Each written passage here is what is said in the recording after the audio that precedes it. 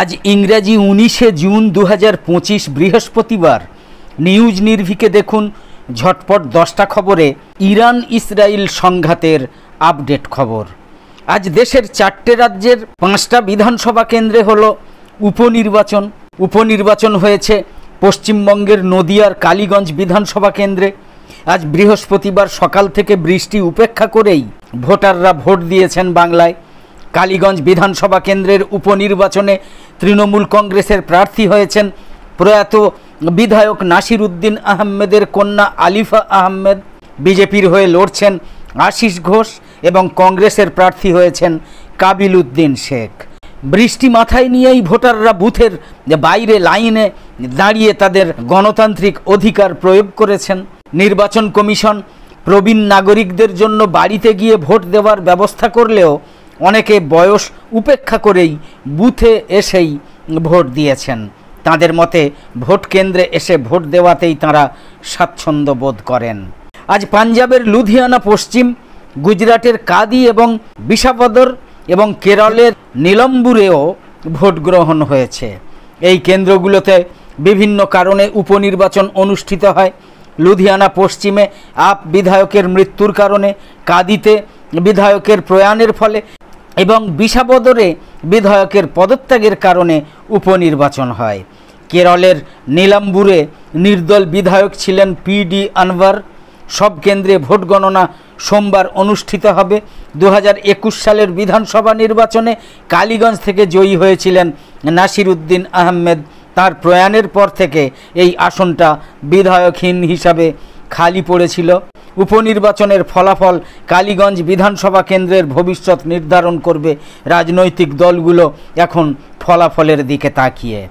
মোদির সঙ্গে ফোন আলাপ এবং আসিম মুনিরের সঙ্গে বৈঠকের পর ভারত পাকিস্তান যুদ্ধবিরতি নিয়ে আবার নতুন বক্তব্য দিয়েছেন ডোনাল্ড ট্রাম্প, খবর করেছে দৈনিক বর্তমান পত্রিকা।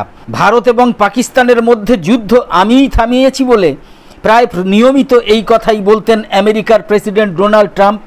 অপারেশন সিন্দুরে পাক জঙ্গি ঘাঁটি ধ্বংস করে যোগ্য জবাব দেয় ভারত, যার ফলে ভারতের উপর হামলা চালাতে শুরু করে পাকিস্তান।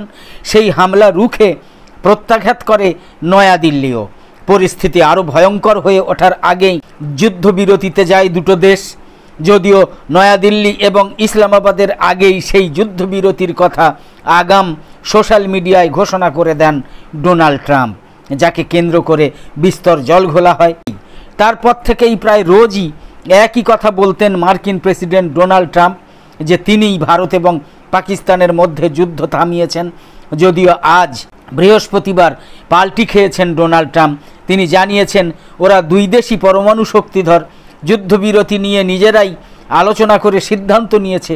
দুই দেশের নেতারা খুবই বিচক্ষণ, যুদ্ধ থামিয়েছে সময়ে, নইলে সেটা পরমাণু যুদ্ধে যেতে পারত। কিন্তু আচমকাই ট্রাম্পের এই মতবদল কেন? বিশেষজ্ঞদের মতে গতকাল বুধবার ভারতের প্রধানমন্ত্রী নরেন্দ্র মোদীর সঙ্গে ফোনে কথা এবং পাক সেনাপ্রধান আসিম মুনিরের সঙ্গে বৈঠকের পরই নিজের মত বদল করেছেন মার্কিন প্রেসিডেন্ট। গতকাল বুধবার আসিম মুনিরের সঙ্গে বৈঠকের পর সাংবাদিকদের মুখোমুখি হয়ে ডোনাল্ড ট্রাম্প বলেছেন, যে কারণে আজ আমি এখানে সেটা হলো আমি মুনিরকে ধন্যবাদ জানাতে চাই, কারণ উনি যুদ্ধে না গিয়ে তা থামিয়েছিলেন। দুজন বুদ্ধিমান মানুষ যুদ্ধে আর না এগোনোর সিদ্ধান্ত নিয়েছিলেন, নইলে বিষয়টা পরমাণু যুদ্ধের দিকে যেতে পারত। দুটো দেশই পরমাণু শক্তিধর। আমি প্রধানমন্ত্রী মোদীকেও ধন্যবাদ জানিয়েছি। আমরা বাণিজ্য বিষয়ক একটা চুক্তি নিয়ে আলোচনা করছি। একইভাবে পাকিস্তানের সঙ্গেও আমরা বাণিজ্য সংক্রান্ত একটা চুক্তি করব। এই প্রথম ভারত এবং পাকিস্তানের মধ্যে যুদ্ধবিরতি নিয়ে নিজের কৃতিত্ব নেননি ডোনাল্ড ট্রাম্প। তবে কি মুনির এবং মোদির সঙ্গে কথা বলার পর নিজের দাবি থেকে অবশেষে সরে এসেছেন মার্কিন প্রেসিডেন্ট ডোনাল্ড ট্রাম্প? এই প্রশ্নই এখন ঘুরপাক খাচ্ছে সর্বত্র। এই খবরের সূত্র হচ্ছে পশ্চিমবঙ্গের দৈনিক বর্তমান পত্রিকা। আনন্দবাজার লিখেছে কিন্তু আবার উল্টো খবর, আনন্দবাজার.com। পাকিস্তানের সঙ্গে ভারতের সংঘাত থামিয়েছেন ডোনাল্ড ট্রাম্পই আরও একবার দাবি করলেন আমেরিকার প্রেসিডেন্ট ডোনাল্ড ট্রাম্প, এমনটাই লিখেছে আনন্দবাজার.com। বুধবারই ভারতের বিদেশ সচিব বিক্রম মিস্ত্রি জানিয়েছিলেন ডোনাল্ড ট্রাম্পের সঙ্গে প্রধানমন্ত্রী নরেন্দ্র মোদীর ফোনে কথা হয়েছে। 35 মিনিটের সেই ফোনালাপে প্রধানমন্ত্রী স্পষ্ট জানিয়ে দিয়েছেন ভারত কারো মধ্যস্থতা মেনে নেবে না। পাকিস্তানের সঙ্গে ভারতের সংঘর্ষ বিরতি নিয়ে আলোচনাও হয়েছে ইসলামাবাদের অনুরোধেই, ট্রাম্পকে জানিয়েছেন মোদি।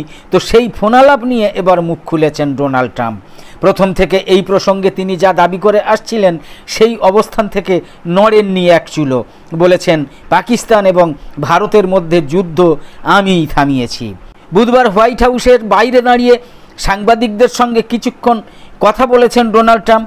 ইরান ইসরায়েল সংঘাত থেকে শুরু করে ভারত পাকিস্তান সংঘাত একাধিক প্রসঙ্গ সেখানে উঠেছে। ভারতের সঙ্গে শীঘ্রই আমেরিকা বাণিজ্য চুক্তি করবে বলে জানিয়েছেন ডোনাল্ড ট্রাম্প।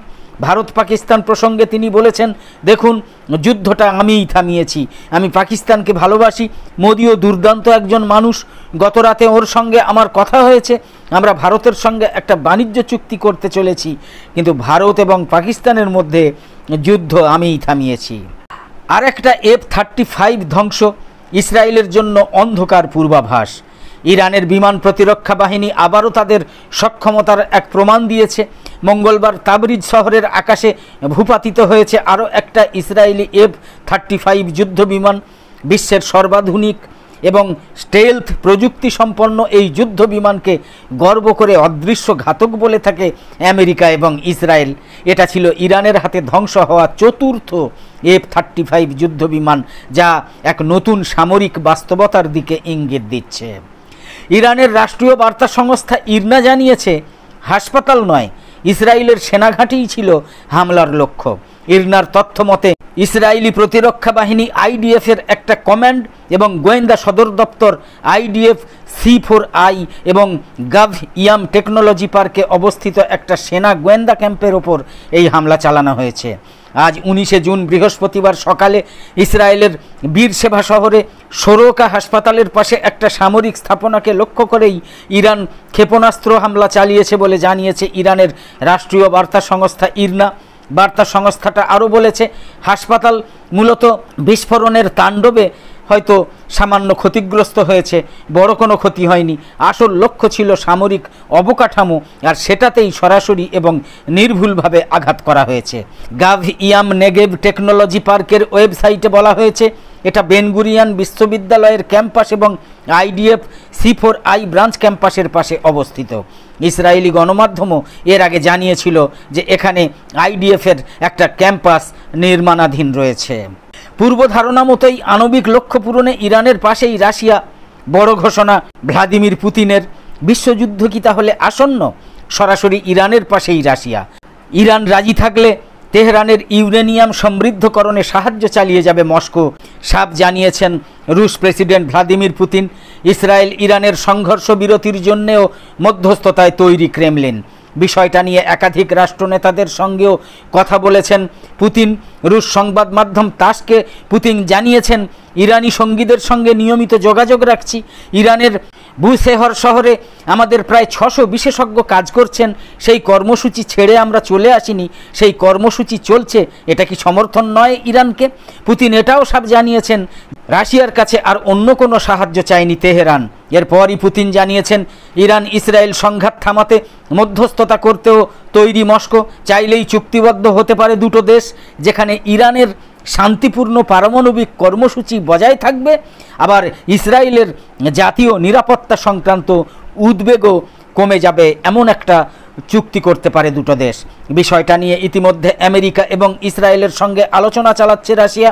ইরানকেও প্রস্তাব দেওয়া হয়েছে, জানিয়েছেন ভ্লাদিমির পুতিন। এই প্রসঙ্গে ক্রেমলিনের বিবৃতি। পুতিন জানিয়েছেন, মধ্যস্থতায় তৈরি রাশিয়া। একাধিক রাষ্ট্রনেতার সঙ্গে কথাও বলছেন তিনি। ইসরায়েলে আরও বড়সড় হামলার পথে যাচ্ছে ইরান। অন্যদিকে তেল আবিবের পাশে দাঁড়াতে ঘুঁটি সাজাচ্ছে আমেরিকা, ব্রিটেন, জার্মান। ইরান এবং ইসরায়েলের মধ্যে হামলা এবং পাল্টা হামলা চলছেই। দুদেশই যুদ্ধবিরতিতে যেতে রাজি নয়। যদিও আক্রমণ শুরু করেছিল যেহেতু ইসরায়েল, তাই ইসরায়েলকেই প্রথম হামলা বন্ধ করা উচিত, কিন্তু সবাই যেন সেই কথাটাই এড়িয়ে যেতে চাইছে। তাই গত কয়েকদিনের তুলনায় স্বাভাবিক কারণেই তেহরান হামলার ঝাঁজ বাড়িয়ে দিয়েছে। ইসরায়েলও পিছিয়ে নেই অবশ্য, পাল্টা জবাব দিচ্ছে ইসরায়েলি সেনা।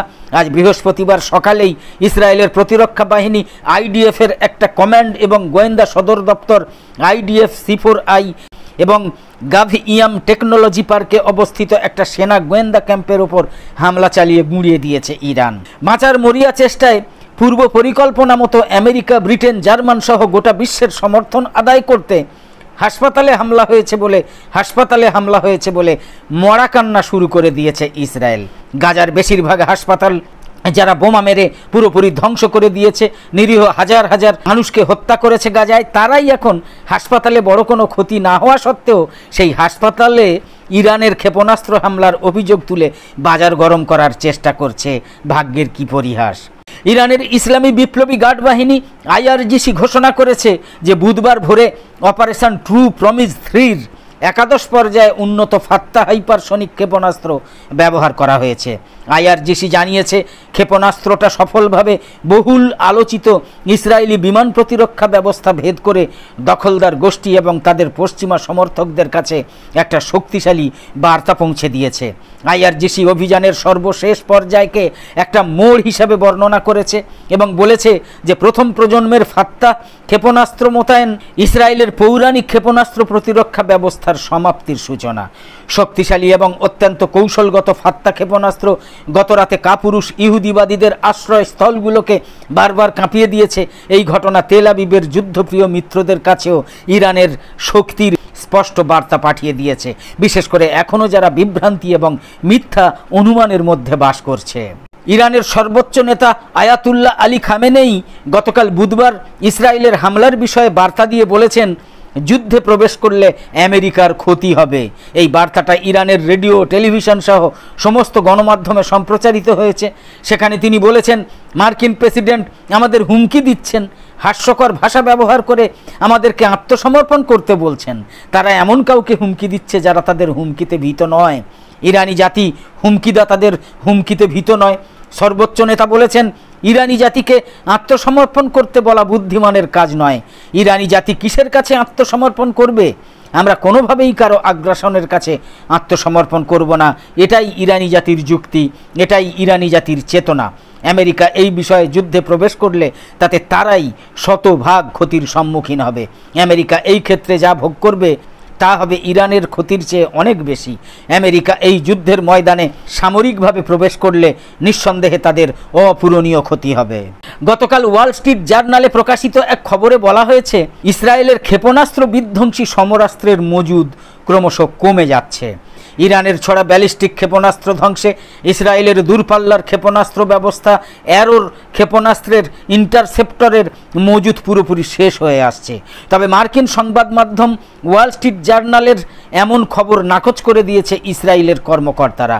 ইসরায়েল গত শুক্রবার ভোররাতে ইরানে নজিরবিহীন হামলা শুরু করে। জবাবে ইসরায়েলকে লক্ষ্য করে গত কয়েকদিনে 11 দফা ক্ষেপণাস্ত্র এবং ড্রোন ছোঁড়ার কথা জানিয়েছে ইরানের সামরিক বাহিনী। ইসরায়েলের দাবি অনুযায়ী এই সব ক্ষেপণাস্ত্র এবং ড্রোনের বেশিরভাগই নাকি আকাশেই ধ্বংস করে দিয়েছে ইসরায়েলের ক্ষেপণাস্ত্র প্রতিরক্ষা ব্যবস্থা। ইসরায়েলের প্রধানমন্ত্রী বেঞ্জামিন নেতানিয়াহুর দপ্তর গত বুধবার জানিয়েছে, এখনও পর্যন্ত ইসরায়েলের দিকে 400টার বেশি ক্ষেপণাস্ত্র ছুঁড়েছে তেহরান। এছাড়া ইসরায়েলে হামলার জন্য তেহরান কয়েকশো ড্রোন পাঠিয়েছে। ইরানের ছোড়া ব্যালিস্টিক ক্ষেপণাস্ত্র আকাশে ধ্বংস করে দিচ্ছে অ্যারোর ক্ষেপণাস্ত্র প্রতিরক্ষা ব্যবস্থা সহ ইসরায়েল এবং যুক্তরাষ্ট্রের অন্যান্য ক্ষেপণাস্ত্র প্রতিরক্ষা ব্যবস্থা। ইসরায়েলের দূরপাল্লার ক্ষেপণাস্ত্র প্রতিরক্ষা ব্যবস্থা অ্যারো 3 আকাশে 2300 কিলোমিটার দূর পর্যন্ত ক্ষেপণাস্ত্র ধ্বংস করতে পারে বলে প্রচার। কিন্তু গত কয়েকদিনে অ্যারোর ক্ষেপণাস্ত্রের মজুদ কমে এসেছে। ফলে শিগগিরই এই সংঘাতের অবসান না হলে ইরান থেকে ছড়া ব্যালিস্টিক ক্ষেপণাস্ত্র ভূপাতিত করা নিয়ে ইসরায়েলের উদ্বেগ তৈরি হয়েছে। যুক্তরাষ্ট্র ইসরায়েলের এই প্রতিরক্ষা সামর্থ্যের বিষয়ে অবগত আছে এবং বিষয়টা সমাধানের চেষ্টা চালাচ্ছে। ইরানের বিরুদ্ধে যুদ্ধ শুরু হওয়ার সঙ্গে সঙ্গে ইসরায়েলের ক্ষেপণাস্ত্র প্রতিরক্ষা ব্যবস্থা জোরদার করতে পেন্টাগন মধ্যপ্রাচ্যে ক্ষেপণাস্ত্র প্রতিরক্ষা ব্যবস্থা পাঠিয়েছে। একজন মার্কিন কর্মকর্তা ওয়াল স্ট্রিট জার্নালকে বলেছেন, যুক্তরাষ্ট্র এই বিষয়ে অবগত আছে এবং স্থল, সমুদ্র ও আকাশে প্রতিরক্ষা ব্যবস্থা জোরদারে কাজ করছে। ওই কর্মকর্তার মতে পেন্টাগন এই অঞ্চলে সহায়তা পাঠিয়েছে, তবে এখন উদ্বেগ দেখা দিয়েছে। আমেরিকা নির্দিষ্ট প্রয়োজনে তাদের এই মজুত অস্ত্র ব্যবহার করছে। ইসরায়েলের সামরিক বাহিনী জানিয়েছে, যে কোনো পরিস্থিতি মোকাবিলায় তারা প্রস্তুত রয়েছে, তবে এই মুহূর্তে অস্ত্রশস্ত্র সংক্রান্ত বিষয়ে কোনো মন্তব্য করতে পারছে না। অ্যারোর ক্ষেপণাস্ত্রের মজুদ ফুরিয়ে যাওয়া নিয়ে ওয়াল স্ট্রিট জার্নালের এই প্রতিবেদন পুরোপুরি অস্বীকার করেছে ইসরায়েলি কর্মকর্তারা। তারা বলেছেন এটা সত্য নয় এবং বাস্তবতার ধারে কাছেও নেই। সম্মান হারানোর আগেই আমেরিকাকে শিক্ষা নিতে বলেছেন চীনের প্রেসিডেন্ট শি জিনপিং। মোট কথা, ইরানে হস্তক্ষেপ সহজভাবে নিচ্ছেই না চীন। দেশটার পররাষ্ট্র মন্ত্রণালয় আগেই স্পষ্টভাবে সেটা বিশ্বকে জানিয়ে দিয়েছিল। আর এবার প্রেসিডেন্ট শি জিনপিংও আমেরিকার হম্বিতম্বির বিরুদ্ধে মন্তব্য করেছেন, বলেছেন সম্মান হারানোর আগেই যুক্তরাষ্ট্রকে শিক্ষা নিতে হবে। যুক্তরাষ্ট্রকে শিক্ষা নিতে তিনি আহ্বান জানিয়েছেন। মঙ্গলবার 17 জুন এক এক্স বার্তায় শি জিনপিং অতীতের পরাক্রমশালী সাম্রাজ্যের ধ্বংসের কথা স্মরণ করিয়েছেন। আমেরিকাকে সতর্ক করে দিয়ে তিনি লিখেছেন, বিশ্ব আমেরিকা ছাড়াই এগিয়ে যেতে পারে। ইতিহাসের রেফারেন্স টেনে তিনি লিখেছেন, 100 বছর আগে ব্রিটিশ সাম্রাজ্য বিশ্ব বাণিজ্যে আধিপত্য বিস্তার করেছিল, বিশ্বের 20%-এরও বেশি সম্পদ নিয়ন্ত্রণ করেছিল। অনেকে বিশ্বাস করতেন যে এই ব্রিটিশ সাম্রাজ্যের সূর্য কখনো অস্ত যাবে না। 200 বছর আগে ফ্রান্স ইউরোপের মঞ্চে প্রভাব বিস্তার করেছিল। এর সেনাবাহিনী ভয়ের কারণ হয়ে উঠেছিল। এর সংস্কৃতি ঈর্ষার বিষয় ছিল। নেপোলিয়ন নিজেকে অমর ঘোষণা করেছিলেন। 400 বছর আগে স্প্যানিশ রাজত্ব ম্যানিলা থেকে মেক্সিকো পর্যন্ত শাসন করেছিল। এর ধনরাশি বহনকারী জাহাজগুলো রূপো এবং রেশমে ভরা ছিল। রাজারা ভেবেছিলেন তাদের গৌরব চিরস্থায়ী হবে। প্রতিটা সাম্রাজ্য নিজেকে অপরিহার্য বলে ঘোষণা করেছিল। প্রতিটাই শেষ পর্যন্ত ম্লান হয়ে গিয়েছে। শি জিনপিং আরও লিখেছেন, ক্ষমতা হ্রাস পায়, প্রভাব স্থানান্তরিত হয়, বৈধতা মুহূর্তেই মরে যায় যখন এটা অর্জনের পরিবর্তে ধারণা করে নেওয়া হয়। প্রতিটা পতনশীল সাম্রাজ্য অতীত থেকে শিখতে দেরি করেছে, অতীত থেকে কিছু শেখেনি। আমেরিকাও যদি বিশ্বে সম্মান হারায়, তবে তারাও সেই দেরিতেই শিখবে। বিশ্ব এগিয়ে যায় সব সময়। অন্য পোস্টে শি জিনপিং লিখেছেন, যুক্তরাষ্ট্র মধ্যপ্রাচ্যে যুদ্ধ এবং পুলিশি কার্যক্রমে $8 ট্রিলিয়ন ব্যয় করেছে। হাজার হাজার আমেরিকান সৈন্য মারা গিয়েছে বা গুরুতরভাবে আহত হয়েছে। অন্য পক্ষে লক্ষ লক্ষ মানুষ মারা গিয়েছে। মধ্যপ্রাচ্যে যাওয়া মার্কিনদের সবচেয়ে খারাপ সিদ্ধান্ত ছিল, আমেরিকাকে সাবধান করে লিখেছেন চীনের প্রেসিডেন্ট শি জিনপিং। অন্যদিকে ইরানের বিরুদ্ধে সামরিক অভিযানের নিন্দা জানিয়ে ইসরায়েলকে মধ্যপ্রাচ্যের ক্যান্সার বলে আখ্যা দিয়েছে উত্তর কোরিয়া।